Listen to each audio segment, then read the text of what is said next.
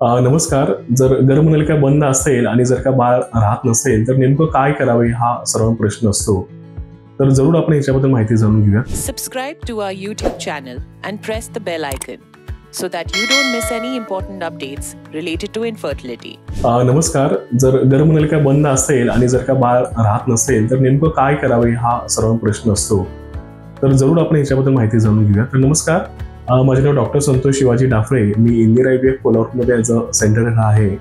तर नॅचरल गर्भ कसा राहतो ह्याच्या पूर्वी आपण जाणून घेऊया. तर आता ही गर्भाशयाची पिशवी आहे. ही 2 गर्भनलिका असतात, त्याला आपण ट्यूब्स म्हणतो, आणि ह्या 2 ओव्हरीज असतात. नॅचरली एक अंड तयार होऊन फुटून स्त्रीबीज ह्या गर्भनलिकेमध्ये जातात. हे स्त्रीबीज इकडे जातात. संबंध झाल्यानंतर मग हे शुक्राणू योनी मार्गातून वरती जाऊन हे शुक्राणू इकडे जातात. ह्या अंड्यांचे मिलन होऊन गर्भ इकडे तयार होऊन तो गर्भ गर्भाशयाच्या पिशवीमध्ये येत असतो. आता गर्भनलिका नॉर्मल काम करत आहेत की नाही हे बघण्याकरता आपण HSG नावाची आपण टेस्ट करतो. तर ही एक्सरेची टेस्ट असते. त्यावेळेस आपण खालून डाय पुश करतो आणि त्यावेळेस आपण एक्सरेची फिलिंग घेतो. त्यावेळेस आपल्याला समजते की ट्यूबमध्ये ब्लॉकेज आहेत की नाही.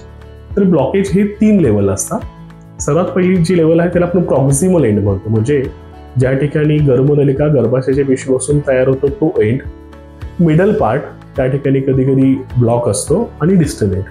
जेव्हा प्रॉक्सिमल एंडला ट्यूब ब्लॉक असतो तेव्हा लॅप्रोस्कोपी करून आपण हिस्टोस्कोपीद्वारा कॅन्युलेशन करून हे जो कॅन्युलेशन जी वायर आहे ती या ठिकाणी टाकून हा ब्लॉक निघण्याचे चान्सेस असू शकतात. तर जेव्हा आपण प्रॉक्सिमल एंडला ब्लॉक असतो तेव्हा लॅप्रोस्कोपी करून हा ब्लॉक निघण्याचे चान्सेस असू शकतात. पण जर का हा ब्लॉक मधील लेवलला जर असेल त्याला आपण मिडल पोर्शन म्हणतो. समजा इथं सूजच असेल, हायड्रोसल्फिंग्स असेल, पाणीच असेल, मग कॅन्युलेशन केल्यानंतरही हा सहजासहजी ब्लॉक निघत नसतो. तसेच डिस्टल एंडला त्याला आपण फिमरल एंड म्हणतो. या ठिकाणी पण जर ब्लॉक असेल, आपण कॅन्युलेशन केल्यानंतर जसं आपल्याला आउटपुट यायला पाहिजे ब्लॉकेज निघाल्यानंतर प्रेग्नन्सी राहण्याचं, तसं लॅप्रोस्कोपी करून कॅन्युलेशन केल्यानंतर प्रेग्नन्सी राहण्याचे चान्सेस थोडे कमी राहतात. म्हणजे प्रॉक्सिमल ब्लॉकेज जर असतील तर आपण लॅप्रोस्कोपी करून तो कॅन्युलेशन करून ब्लॉक आपण काढू शकतो. पॉझिटिव्ह होण्याचे चान्सेस अराउंड 15 to 20% असतात. पण जेव्हा मिडल पार्ट आणि डिस्टल एंडला असतो तेव्हा लॅप्रोस्कोपी न करता अशा केसमध्ये IVFला गेलं कधीही चांगलं राहतं. तर IVFमध्ये आपण काय करतो, आपण पेशंटचे गर्भ तयार करून डायरेक्ट गर्भाशयाच्या पिशवीमध्ये सोडतो. म्हणजे ह्या गर्भनलिकेला डायरेक्टली आपण बायपास करत असतो. आणि जेव्हा कुठल्याही पेशंटचा जेव्हा आपल्याला एक्सरेमध्ये ब्लॉक दिसतो तेव्हा त्याच्यासोबत ते पेशंटचं वय किती आहे, अंड्यांची संख्या किती आहे, पुरुषांचा शुक्रांचा काउंट कसा आहे, लग्न होऊन किती वर्ष झाली आहेत, ह्याच्या पण बऱ्याच गोष्टी अवलंबून असतात.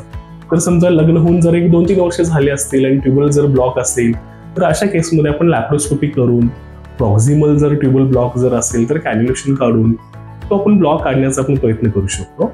समजा जर लग्न होऊन बरेच वर्ष झालेले आहेत, 5-6 वर्षापेक्षा जास्त झालेलं आहे, ट्युबल ब्लॉक आहेत, कधी कधी लॅप्रोस्कोपी केलेला असते, एक ट्यूबची ब्लॉक जो असतो तो काढलेला असतो, पण तरी पण जर प्रेग्नन्सी राहत नसेल तर अशा केसेसमध्ये IVFला गेलं कधीही चांगलं राहतं. म्हणजे जेव्हा हायड्रोसल्फिंग्स आहे, बरोबर प्रॉपर गर्भनलिकेला सूजच आहे, ते मिडल पार्टला ट्यूबचे आहे, डिस्टल एंडचा ट्यूबचं ब्लॉकेज आहे, किंवा लग्न होऊन बरेच वर्ष जर झाले असतील आणि कधी कधी एक्टोपिक प्रेग्नन्सी पण राहतं. एका गर्भनलिकेमध्ये ट्यूब राहिली असते.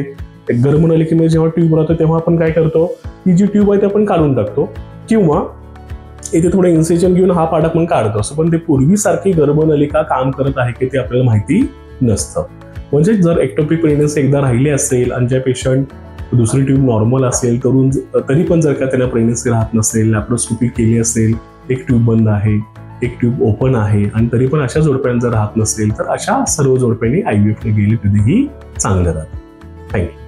For more information, visit our website www.indraivf.com or call 1-800-309-4410. Keep following us and leave your fertility-related questions in the comments below and get answers from Indira IVF doctors.